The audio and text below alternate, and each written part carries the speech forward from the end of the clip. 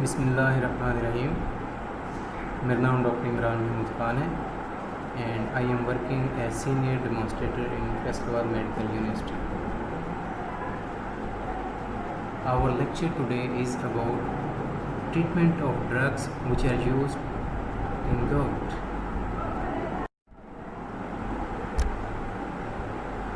First of all, we come to the pathophysiology of gout.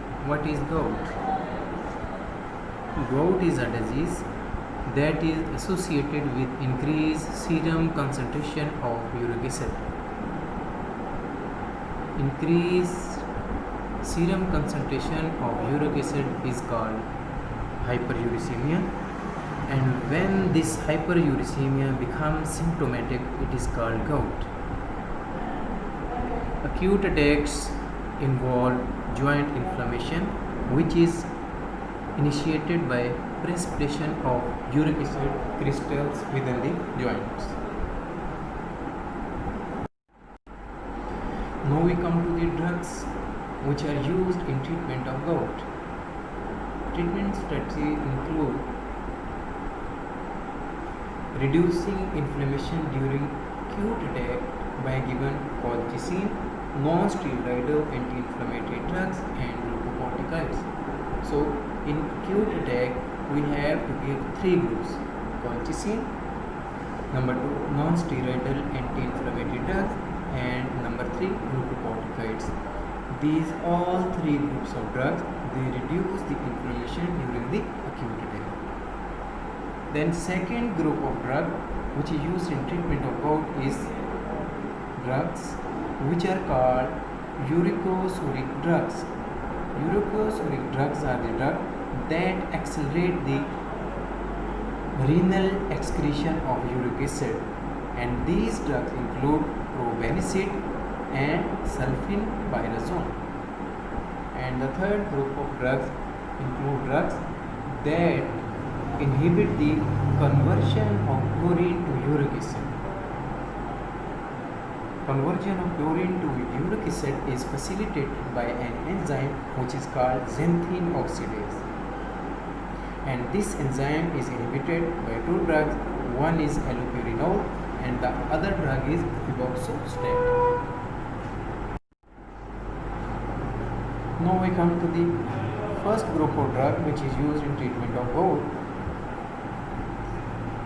And the first member is NSAIDs, non-steroidal anti-inflammatory drugs.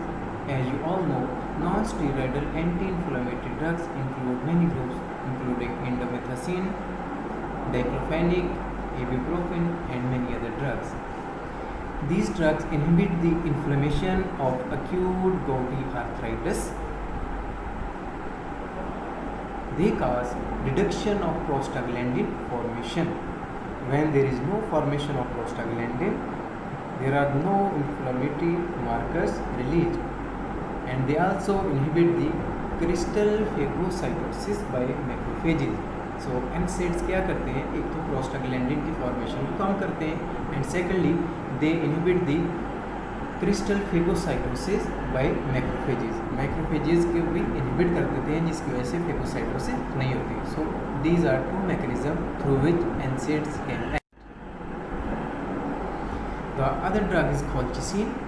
Colchicine, it has several different mechanisms of action. First of all, it is selective inhibitor of microtubule assembly. Then it reduces the lymphocyte migration as well as phagocytosis. Thirdly, it reduces the production of leukotriene B4. And lastly, it reduces the free radical formation. So there are four suggested mechanism of action for colchicine. First of all, microtubule assembly को inhibit करती है. Then phagocytosis, leukocyte की phagocytosis को inhibit करती है. Then production of leukotriene B4 उसको inhibit करती है. And the last, जो free radical formation है उसको भी कम करती है. But colchicine, it does not prevent the progression of gout into the acute gouty arthritis, but it can reduce the frequency of acute attacks and it can relieve the pain. acute attack में जब patient को हम colchicine prescribe करते हैं तो उसका क्या फ़ायदा होता है, एक तो ये पेन को प्रिवेंट करती है, सेकेंडली जो एक्यूट अटैक है, फ्रीक्वेंट अटैक पेशेंट हो रहे हैं उनको भी इनहिबिट करें। Now we come to the adverse effect of drugs which are used in acute attack of gout. First of all, NSAIDs. NSAIDs, they can cause renal damage, and especially endomethacin, it can cause bone marrow suppression. Then you all know glucocorticoids, they inhibit the enzyme phospholipase A2. Inhibition of this enzyme phospholipase A2 is responsible for its anti-inflammatory action, but it also causes few side effects like cataract, hyperglycemia, buffalo hump, thin paper-like skin, and many other side effects. Then adverse effect of colchicine, mainly they are related with GI tract. They include nausea, vomiting, abdominal pain, as well as diarrhea. Then if a patient takes colchicine for a longer period of time, then it can lead to myopathy, which is a muscular weakness, neutropenia, which is decrease in the number of neutrophils.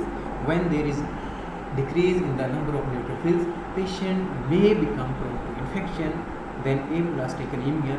In aplastic anemia, there is decrease in the 3 cell lines. WBC count भी कम होगी, RBC count भी कम होगी और platelet count भी कम हो जाएगी. And in the last, it can also cause alopecia, which is loss of hair. Then this drug, it should not be used in pregnancy, and it should be used with caution in patient with hepatic, renal as well as cardiovascular disease. Jin patient में already कोई liver का मसला है, hepatitis B C का मसला है, या जिनके RFT renal function test derange है, या जिनको इस्कीमिक हार्ट डिजीज़ है, तो उनमें हमें कॉल्चिसिन को प्रेस्क्राइब नहीं करना चाहिए. Now these are the adverse effects of colchicine. Firstly, it can cause nausea, vomiting, diarrhea cause कर सकती है. Agranulocytosis. What is agranulocytosis? Increase in the number of agranulocytes. Neutrophils की काउंट को जो ग्रैनुलोसाइट्स हैं उनको कम करती है, और जो ए ग्रैनुलोसाइट्स हैं हमारे लिम्फोसाइट्स मैक्रोफेज उनको ज़्यादा करती है. So increase number of a granulocytes is called a granulocytosis. Then it can cause aplastic anaemia, जैसे कि हमने आपको पहले बताया. एप्लास्टिक एनीमिया में क्या है, RBC काउंट कम होगी, WBC काउंट कम होगी और प्लेटलेट्स काउंट भी कम होगी. And in the last alopecia. अगर पेशेंट लंबे अरसे के लिए कॉल्चिसिन को ले रहा है तो उसके बाल भी गिरना शुरू हो गए. Now we come to the uricosuric agents. What are uricosuric agents? These are the agents that increase the excretion of uric acid. And in this category, there are 2 drugs. One is probenecid and the other one is sulfenpyrazone. Now, what is the mechanism of action of these drugs? Normally, over 90% of the uric acid which is filtered by the kidney is reabsorbed in the proximal convoluted tubule. जो 90% uric acid filter होता है kidney के अंदर, वो हमारा mostly जो proximal convoluted tubule है वहाँ पे रीअब्सॉर्ब हो जाता है.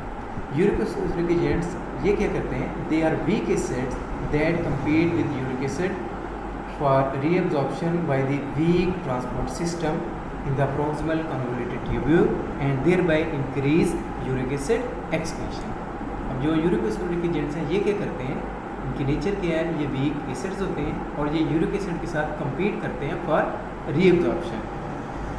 ठीक है, प्रोक्सिमल कन्वोल्यूटेड ट्यूब्यूल में रीअब्जॉर्प्शन के लिए उसके लिए compete करते हैं, तो इसकी वजह से यूरिक एसिड की ये एक्सक्रीशन ज़्यादा करवा देते हैं और यूरिक एसिड की जगह खुद से रीअब्जॉर्ब हो जाते हैं, जिसकी वजह से यूरिक एसिड की एक्सक्रीशन ज़्यादा हो जाती है. At low doses, these agents may also compete with uric acid for secretion by the tubule. जब हम लो डोज में इनको देते हैं तो यूरिक एसिड की सिक्रीशन है उसके लिए भी ये compete करते हैं. जब यूरिक एसिड की सिक्रीशन के लिए ये compete करेंगे तो ये क्या करेंगे, they can elevate rather than reduce serum uric acid concentration.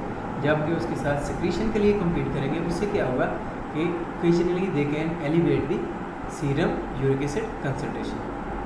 Elevation of uric acid levels by this mechanism occur with aspirin. Aspirin भी आपको पता है कि एक वीक एसिड है, वो भी यूरिक एसिड के साथ इसी वीक ट्रांसपोर्ट सिस्टम के साथ कम्पीट करता है, जिसकी वजह से वो यूरिक एसिड का लेवल ज़्यादा करवाता है। तो what are the effects of uricosuric agents? Uricosuric drugs, they inhibit the secretion of large number of other weak acids like penicillins, methotrexate. अब क्योंकि ये वीक एसिड है तो बॉडी में जितने भी वीक एसिड जाएंगे उनकी ये सिक्रीशन को कम करेगी, लाइक पेनिसिलिन्स और methotrexate. In addition to inhibiting the reabsorption of uric acid, एक तो ये यूरिक एसिड की रीअब्जॉर्प्शन को कम करेंगे एंड सेकेंडली जो पेनिसिलिन है और मेथोट्रेक्सेट है उनकी सिक्रीशन को कम कर देंगे। Now we come to the adverse effect of uricosuric agents.